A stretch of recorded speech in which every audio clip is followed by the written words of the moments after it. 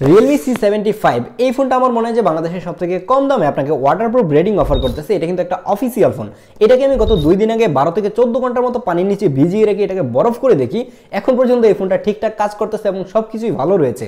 আর এই ফোনটা যদি হাত থেকে পড়ে টরে যায় তারপরেও ভাঙার চান্স অনেক কম। এইটার মধ্যে IP69 ওয়াটারপ্রুফ রেটিং রয়েছে।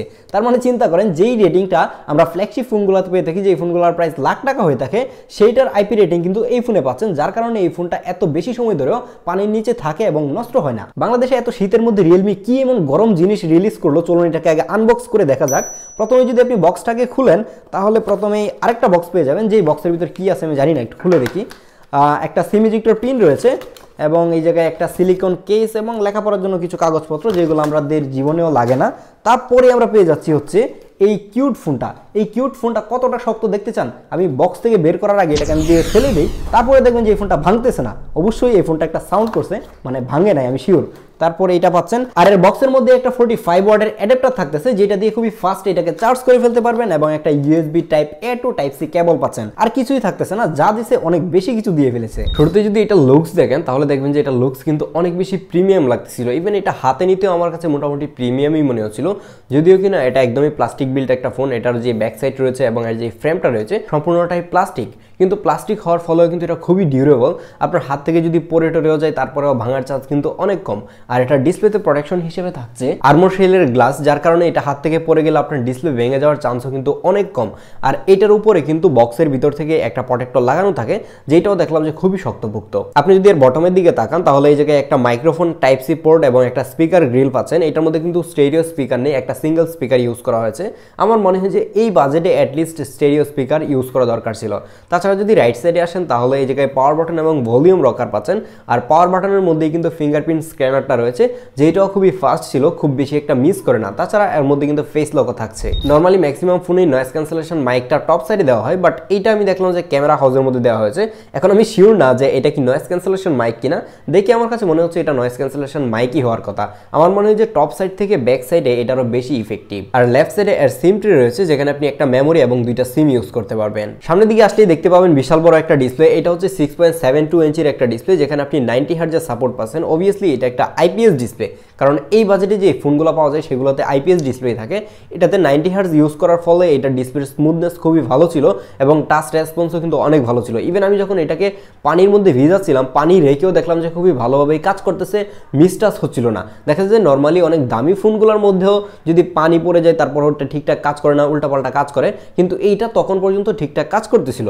আপনি যদি ডিসপ্লে চিন এবং বেজেল দেখেন তাহলে দেখবেন যে নিচের দিকের যে বেজেলটা রয়েছে সেটা অনেকটাই মোটা মনে হচ্ছে, কিন্তু উপরের দিক কিংবা সাইডের দিকটা মোটামুটি ঠিকই ছিল। তাছাড়া ডিসপ্লের শার্পনেস, ডিটেল, কালার আমার কাছে ভালোই মনে হয়েছে। সেটা আরেকটু বেশি ব্রাইট হতো তাহলে আরো ভালো হতো, যদিও কিনা ডিরেক্ট সানলাইটে দেখতে খুব একটা প্রবলেম হয় না, কিন্তু আপনি ডিরেক্ট সানলাইটে গেলে ব্রাইটনেসের কমতিটা একটু ফিল করতে পারবেন। এই Realme C75 এর মধ্যে প্রসেসর হিসেবে পাচ্ছেন MediaTek Helio G92 Max chip, যেটা দিয়ে যদি আপনি গেমিংও করতে যান তাহলে অনায়াসে গেমিং করতে পারবেন। কিন্তু আপনি ফ্ল্যাগশিপ লেভেলের এক্সপিরিয়েন্স তো কখনোই এই ফোনগুলোতে পাবেন না।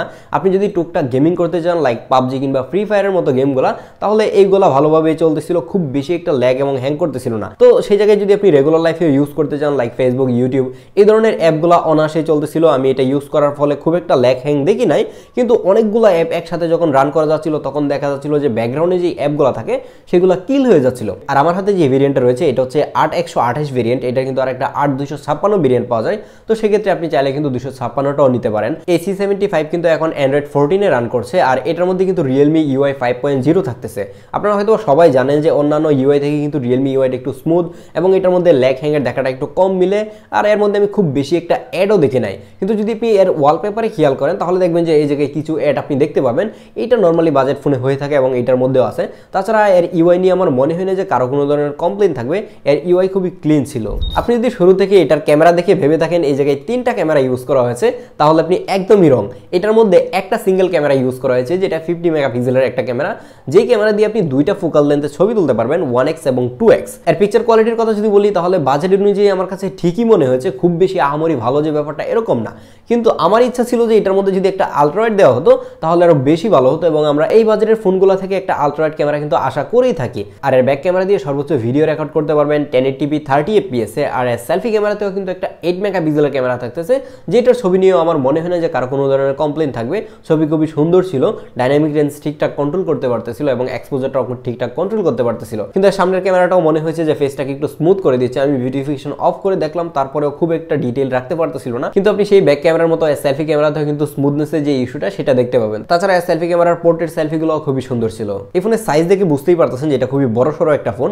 আর এই বড়সড় ফোনের মধ্যে কিন্তু ব্যাটারি হিসাবে একটা 6000 mAh এর ব্যাটারি থাকতেছে, যেটা দিয়ে যদি আপনি হেভি গেমিংও করতে যান তারপরেও দেখা যাবে যে আপনি একদিন ব্যাটারি ব্যাকআপ পাবেন। আর রেগুলার লাইফে ইউজ করতে গেলে আপনি অনায়াসেই কিন্তু এটা থেকে 1.5 দিনের মতো ব্যাটারি ব্যাকআপ পাবেন। আর এই ফোনের বক্সে থাকা 45 ওয়াটের চার্জার দিয়ে যদি আপনি চার্জ করেন তাহলে কিন্তু খুব দ্রুত এটা চার্জও হয়ে যাচ্ছিল। এখন কথা হচ্ছে এই Realme C75টা এই বাজেটে আপনি নেবেন কিনা। আমি এখন পর্যন্ত কিন্তু প্রাইস নিয়ে কথা বলি নাই, প্রাইসটা আমি ডেসক্রিপশন বক্সে দিয়ে দিব, একটু চেক করে আসবেন। আমার মনে হয় আপনি যদি এমন একজন ইউজার হয়ে থাকেন যার হাত থেকে রেগুলার ফোন পড়ে যায়, কিংবা আপনি ফোনের উপর বসে যান, অথবা আপনার বাসার মধ্যে বাচ্চা কাচ্চা আছে জগের মধ্যে কিংবা বালতির মধ্যে ফোন ফেলে দেয়, নষ্ট করে ফেলছে এর আগে 2-1টা, তারপরে আপনি এই ফোনটা অনায়াসেই নিতে পারেন। কারণ এটাকে আমি অলমোস্ট 12 থেকে 14 ঘন্টার মতো পানির মধ্যে ভিজিয়ে রাখছিলাম এবং বরফ টাইম মিলে আর কি। তো সেই সময়টার মধ্যেও এই ফোনটা সার্ভাইভ করছে এবং স্টিল নাও এটা কাজ করতেছে। টাচ রেসপন্সও কোনো ঝামেলা নাই, ক্যামেরাতেও কোনো ঝামেলা নাই। তো সেক্ষেত্রে আমার মনে হয় যে আপনি যদি এমন একজন ইউজার হয়ে থাকেন তাহলে অনায়াসেই নিতে পারেন। তাছাড়া রেগুলার লাইফে যারা ইউজ করতে যান ফেসবুক, ইউটিউব, হোয়াটসঅ্যাপ কিংবা টুকটাক গেমিং করবেন, আপনার বাজেট অ্যারাউন্ড 20 থেকে 22,000 টাকা, তাহলে কিন্তু আপনি এই ফোনটা অনায়াসেই নিতে পারেন। আমার মনে হয় যে আপনি ভালো একটা সাপোর্ট পাবেন। স্পেশালি আপনাকে মাথায় রাখতে হবে যে এই ফোনটা কিন্তু খুবই ডিউরেবল, হাত থেকে পড়লে ভাঙার চান্স কম, পানিতে পড়লে এটা নষ্ট হবে না। তো এই ব্যাপারগুলো যদি আপনার মানে ফার্স্ট প্রায়োরিটি হয়ে থাকে তাহলে আপনি চাইলে এটা কিন্তু দেখতে পারেন। তো দেখা হচ্ছে পরবর্তী ভিডিওতে। আল্লাহ হাফেজ।